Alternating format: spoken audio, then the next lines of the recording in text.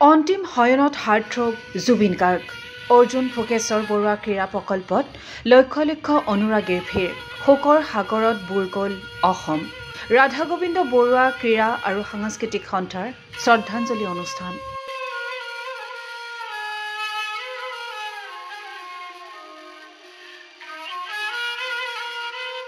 ছিংগাপুৰত অকাল মৃত্যুক সাৱটি লোৱা অসমৰ সংগীত জগতৰ উজ্জ্বল নক্ষত্ৰ জুবিন গাৰ্গৰ পাৰ্থিৱ শৰীৰ দেওবাৰে পুৱা আহি অসম পালেহি বৰঝাৰ বিমানবন্দৰৰ পৰা লক্ষ লক্ষ অনুৰাগীৰ মাজেৰে জুবিনৰ নশ্বৰ দেহ লৈ অহা হয় কাহিলীপাৰাস্থিত নিজা বাসগৃহলৈ ইয়াৰ পাছতেই কাহিলীপাৰাৰ পৰা শিল্পীগৰাকীক ৰাজহুৱা শ্ৰদ্ধাঞ্জলিৰ বাবে বৰ্তমানে ৰখা হৈছে সৰুসজাইস্থিত অৰ্জুন ভোগেশ্বৰ বৰুৱা ক্ৰীড়া প্ৰকল্পত জুবিনৰ আকস্মিক মৃত্যুৰ পাছত সংগীত সূৰ্যক অন্তিম শ্ৰদ্ধাঞ্জলি জ্বলাবলৈ সৰুসজাইলৈ সোঁত বৈছে লক্ষ লক্ষ জনগণৰ ৰাজ্যৰ বিভিন্ন প্ৰান্তত অনুষ্ঠিত হৈছে শ্ৰদ্ধাঞ্জলি অনুষ্ঠানৰ বাদ পৰি যোৱা নাই অসমৰ ক্ৰীড়াক্ষেত্ৰও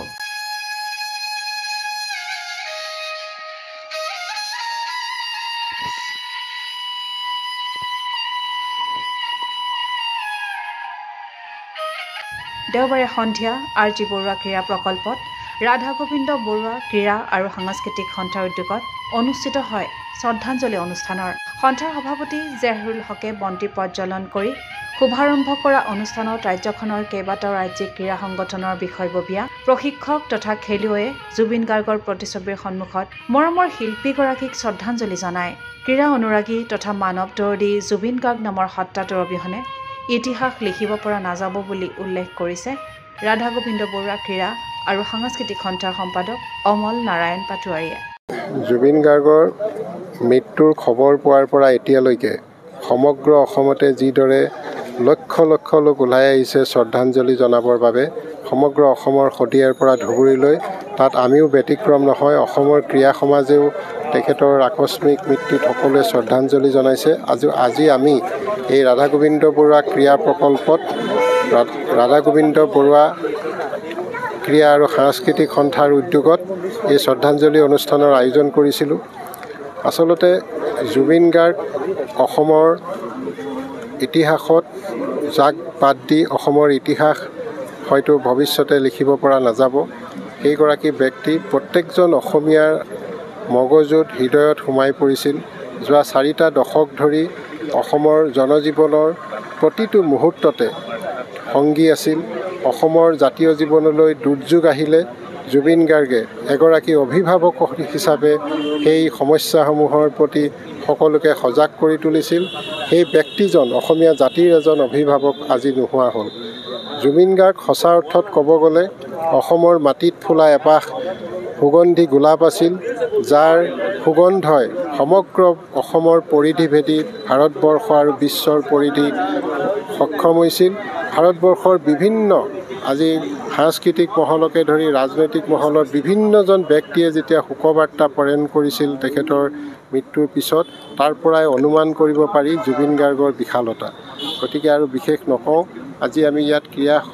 অসমৰ ক্ৰীড়া জগতৰ লগত জড়িত কেইবাগৰাকীও সংগঠক খেলুৱৈ আমি লগ খাইছিলোঁ আৰু সকলোৱে শ্ৰদ্ধা নিবেদিছোঁ বিভিন্নজন ব্যক্তি আজি আহিছে জুবিন গাৰ্গৰ স্মৃতিত শ্ৰদ্ধাঞ্জলি জনাইছে আমি সকলো লোকে ৰাধা গোবিন্দ বৰুৱা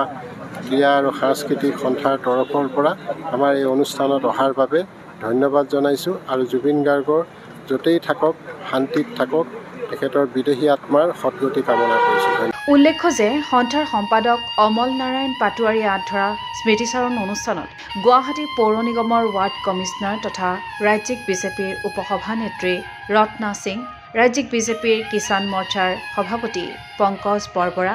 আৰু অসম চেপাক টাক্ৰ সন্থাৰ সম্পাদক বিষ্ণুৰাম নুনিচাই শ্ৰদ্ধাঞ্জলি জ্ঞাপন কৰাৰ লগতে প্ৰয়াত শিল্পীগৰাকীৰ ওপৰত আগবঢ়ায় মন্তব্য আমি সঁচাকৈ অসমবাসী ভাৰতবাসী আজি বাকৰুদ্ধ হৈছে আমাৰ ভাষা নাই জুবিন গাৰ্গৰ মৃত্যুৰ কোনেও ভবাই নাছিল যে তেখেত এজন মহান শিল্পী আমাৰ মাজৰ পৰা হাতত যে অসমৰ বাবে ভাৰতবৰ্ষৰ সাংস্কৃতিক ক্ষেত্ৰখনৰ বাবে এক অপূৰণীয় ক্ষতি হৈছে তেখেতে যদিও সাংস্কৃতিক ক্ষেত্ৰখনৰ লগত জড়িত আছিল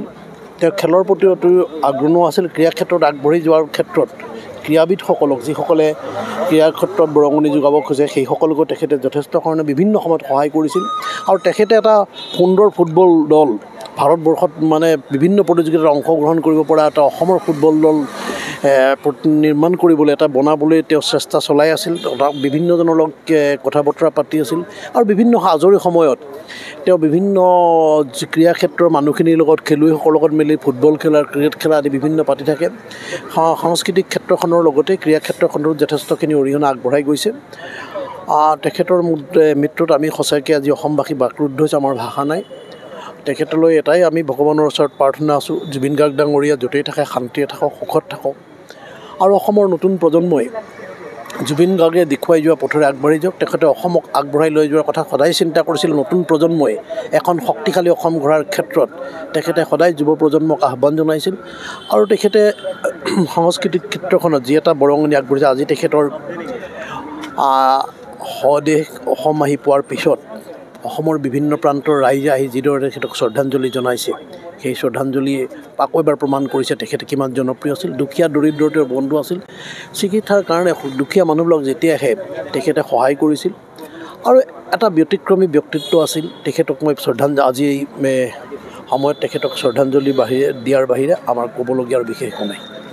কি কম শব্দ কম নাই বেছি নাই আৰু শব্দ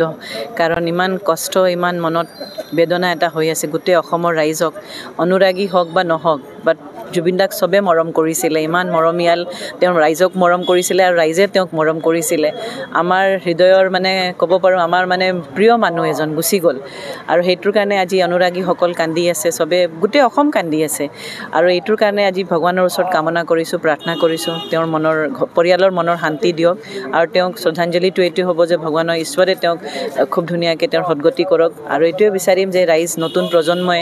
জুবিন গাৰ্গৰ গান তেওঁৰ কথাবোৰৰ চৰ্চা হওক আগবাঢ়ি যাওক আমি সকলোৱে মিলি সমাজক আগবঢ়াব লাগিব এক অসম বনাব লাগিব আৰু যেনেকৈ তেওঁ অসমীয়া জাতিৰ কাৰণে তেওঁ মানে কষ্ট কৰি গ'ল কাম কৰি গ'ল সেইটোখিনি আমি আগবঢ়াই থাকিম সেইখিনিয়ে তেওঁৰ প্ৰতি আমাৰ প্ৰকৃত শ্ৰদ্ধাঞ্জলি হ'ব তেওঁ বহুত ভাল পাইছিলে খেলুৱৈসকলক আৰু খেলো ইণ্ডিয়াৰ যিটো গান আছিলে থিম ছংটো তেওঁ গাইছিলে আৰু সেই গানটো আজি মানে মুখে মুখে আছে নতুন প্ৰজন্মৰ মুখে মুখে আছে চ' আজি আমি খেল জগতৰ যিমান আমাৰ মানুহ আছে ইয়াতে চবে গোট খাইছে আৰু ক্ৰীড়াবিদসকলে গোট খাইছে আজি তেওঁক শ্ৰদ্ধাঞ্জলি দিয়া হৈছে আমি এইটোৱে বিচাৰোঁ যে প্ৰকৃত খেলুৱৈ সকলোৱে ভালকৈ খেলক তেওঁক মনত থওক আৰু আগবাঢ়ি যাওক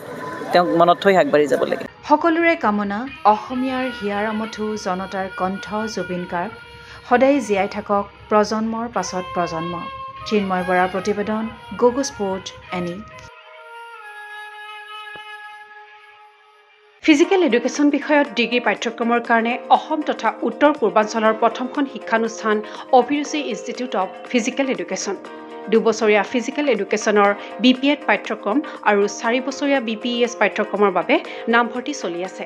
বিতংকৈ জানিবৰ বাবে আজি যোগাযোগ কৰক যোগাযোগৰ নম্বৰসমূহ হৈছে 9435100098 7002233540 88765210098 website www.aipguwahati.in